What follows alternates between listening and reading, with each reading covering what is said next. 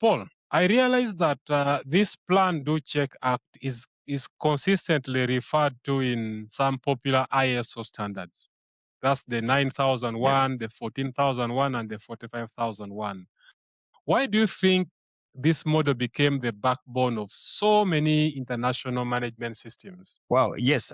Thank you, Ronald. So I'll focus on mostly three main gains that come out of this model.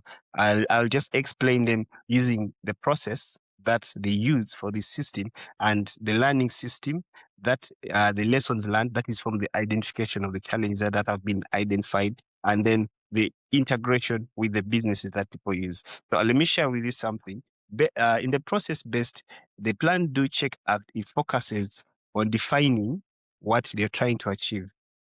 In the beginning, as you set up a system, you need to have the objective in mind.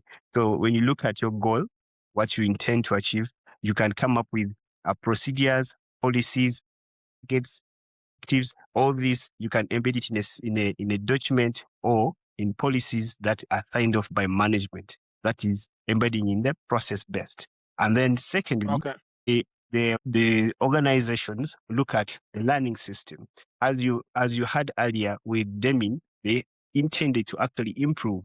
Some of them already had systems in place, but they would wonder how comes the systems are not efficient, how comes they're not perfect as they would expect. So they went ahead to do more studies and said, okay, how can we best improve what we already have in place? And this is where the learning system comes in. I'll just read you something. So in the ISO standard, as Ronald inquired earlier, there is a static rule book. Now here, the ISO, it uses the Plan, Do, Check management system, prevents stagnation that we had about the Bhopal story. Earlier on, Ronald mentioned about how the Bhopal system during the investigation, they realized that the cycle had been broken during the investigation. Yes. So when you embed questions that attack the system that is in place, because remember, during that developing stage, during the Bhopal, there was already a process. So you would say there's actually something already in place for the process safety. But why? Why would we have to lose all those lives? So there could be something they could learn. So one of the biggest advantages is to find out what can we learn to improve. Because I'm very sure during the years they had been processing, no one would have said, okay, there could be an accident tomorrow. So there's always something to learn. And finally, we shall have the integration into the business. And that is the third reason I like to highlight. So by having the cycle structure, you can actually align safety, quality, and environmental objectives, actually even production, just like the Deming used it for.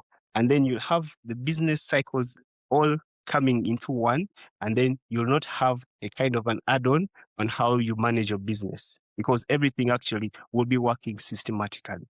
Now, these three principles are quite interesting if you put them all together. Your business can actually run by itself as long as you have them in place. Yeah. Yep. Wow.